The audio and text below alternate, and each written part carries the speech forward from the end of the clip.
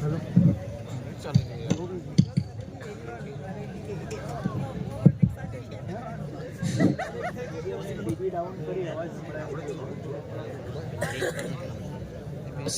अलैकुम वरहमतुल्लाहि वबरकातुह। वालेकुम अस्सलाम वरहमतुल्लाहि वबरकातुह। ખૈરિયતમાં છો? અલ્લાહના ફઝલો કરમથી ખૈરિયતમાં છું. તમારો ચહેરો તો ઉતરેલો લાગે છે, જાણે ઉજાગરા પર ઉજાગરા કર્યા હોય. શું કરીએ મોલ સાહેબ, છોરા પેણાવો હોય તો ઉજાગરા તો કરવા જ પડે ને. છોકરા પેડાવામાં શું ઉજાગરા હોય? આપણી શરીયતમાં સાદી તો બિલકુલ સાદગીના સાથે કરવાનો હુકમ છે. આ તમારા હાથમાં શું છે? આ સાદીના તેડાનું લિસ્ટ છે.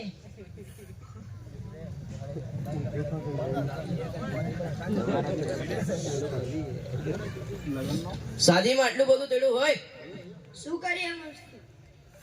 કરીએ મોલ સાહેબ, ના તેડીએ તો લોકો રિહાઈ જાય છે અને તાના મારે છે કે અમને સાદીમાં ના તેડીએ. તમારું કેટલું ખાઈ જવાના હતા અમે, અને ભૂલે ચૂકે કોઈ માણસને ખાવાનું કહેવાનું રહી જાય તો આખી જિંદગી યાદ રાખે છે, અને કેટલાક તો એવા પણ હોય છે કે બોલવાનું પણ બંધ કરી દે છે.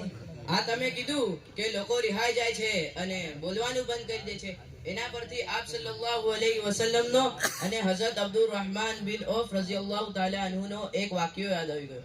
તમને હું ટૂંકમાં જણાવું છું કે હઝરત અબ્દુર રહેમાન બિન ઔફ રઝિયલ્લાહુ તાલા અન્હુ નામના એક સહાબી હતા, જે ઘણા જ માલદાર હતા. તેમને દુનિયામાં જ આપ સલ્લલ્લાહુ અલૈહિ વસલ્લમે જન્નતની ખુશખબરી આપી દીધી હતી. તેઓએ જ્યારે શાદી કરી તો આપ સલ્લલ્લાહુ અલૈહિ વસલ્લમને પણ નથી બોલાવ્યા.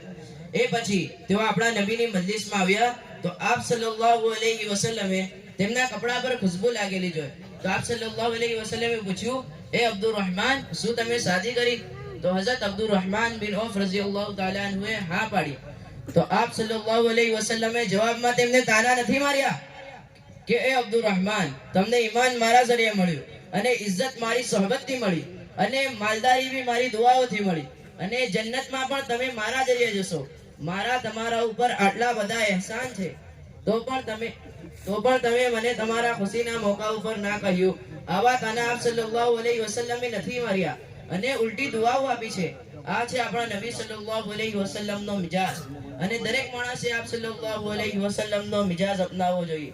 કોઈ માણસ સાદગીના સાથે સુન્નત શરીયતના મુતાબિક પોતાની છોકરી કે છોકરાની શાદી કરવા માંગતો હોય અને આપણને ના તેડે તો આપણે ખુશ થવું જોઈએ અને દુઆઓ આપવી જોઈએ.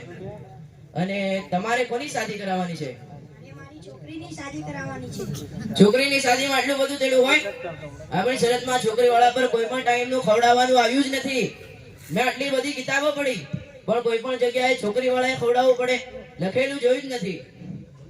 શું કરીએ મોલ સાહેબ, લોકોનું ખાધું એટલે આપણે ખવડાવવું જ પડે. આપણે બીજાના ઘરે હાથ ધોયા એટલે આપણે દોડાવવા જ પડે. હા, અસલ વાત આ છે. બદલો આ જો છે. દેખો, હું તમને એક વાત કહું છું. જે માણસે તમને ખવડાવ્યું રિશ્તેદાર સમજીને કે ભાઈબંધ સમજીને કે સંબંધના તોર પર, તો તેને ખવડાવવાનો સવાબ મળી ગયો અને વાત પૂરી થઈ ગઈ. હવે તમે ખવડાવશો બદલો સમજીને તો આ તો વ્યાજ જેવું જ થઈ જશે. પેલાએ તમને ખવડાવ્યું છે એટલે તમે એને ખવડાવો છો. એટલા જ માટે આજે લોકો લાખો રૂપિયાનું ખવડાવે છે અને બદલાની ભાવનાથી ખવડાવે છે. માટે રિશ્તેદારીમાં મીઠાશ, ભાઈબંધીમાં મોહબ્બત અને સંબંધમાં સુધાર નથી આવતો. જો રિશ્તેદાર કે ભાઈબંધ કે સંબંધ સમજીને ખવડાવ્યું હોત તો સંબંધમાં સુધાર આવતો. ઉલટા લોકો ખાઈને નખોત વાળે છે. મોહબ્બતની જગ્યાએ નફરતો વધારી જાય છે. એટલે મારી વાત માનો, આ બધી ઝંઝટ છોડો, ખાવા પીવાનું રહેવા દો. એનાથી જે કઈ મદદ તમારી છોકરી કે છોકરાને થાય એ કરો. અને મોલાના, તમે એક ટાઈમ ખવડાવવાની ના પડો છો, હવે તો બબ્બે ટાઈમ ખવડાવવું ફરજિયાત થઈ ગયું છે અને આગલા દાડે રાત્રે ખવડાવવું વાજિબ થઈ ગયું. કેમ? આપણે તો પહેલાથી જ આગલા દાડે ખવડાવવાનો રિવાજ નહોતો અને થોડા સમયથી ચાલુ થયો હતો તો એ પણ પંચ કમિટીની મહેનતથી બંધ થઈ ગયો હતો.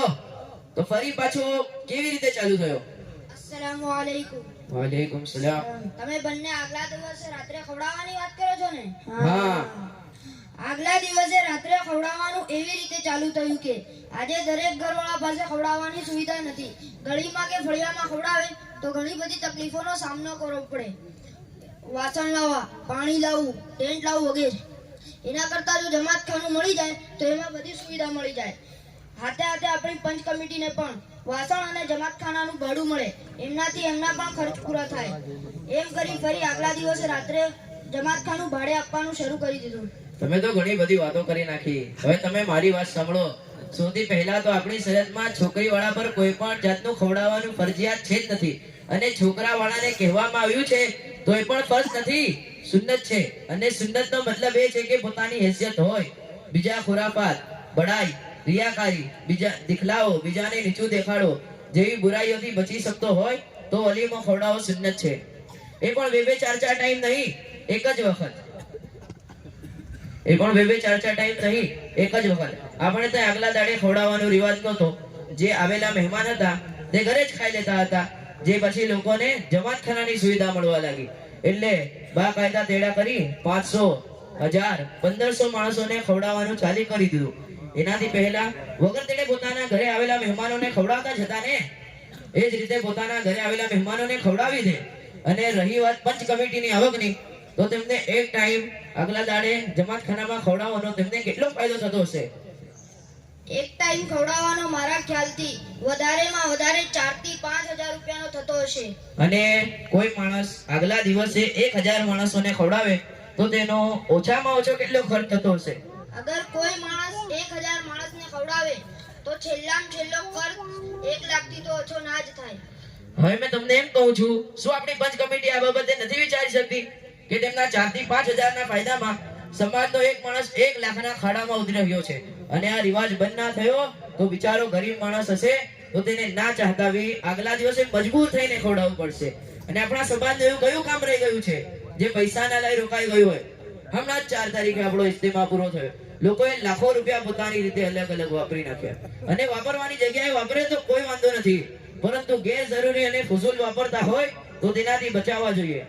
અને સાથે લોકોને પણ કહેવા માંગુ છું, જો આપણને ભલે દાવત મળે તો આપણે આવા ગેરજરૂરી ખાવાનું ખાવાથી બચવું જોઈએ. અને જે લોકો સમજદાર છે એ તો કદી બી આવા ગેરજરૂરી દાવતમાં શરીક નહીં થાય. હા મૌલાના, તમે બહુ સારી રીતે સમજાયું. હું મારી છોકરીની શાદી ઇન્શાઅલ્લાહ સાદગીના સાથે કરીશ, જેથી આપ સલ્લલ્લાહુ અલૈહિ વસલ્લમના સાચા ફરમાન મુતાબિક મારી છોકરીના નિકાહમાં ખૂબ બરકતો આવશે.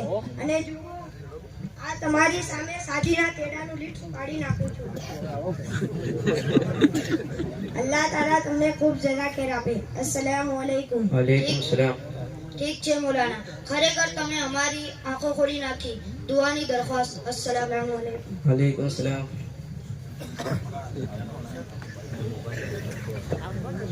माशाअल्लाह, फजज़ाकुमुल्लाहु व अहसनल जज़ा।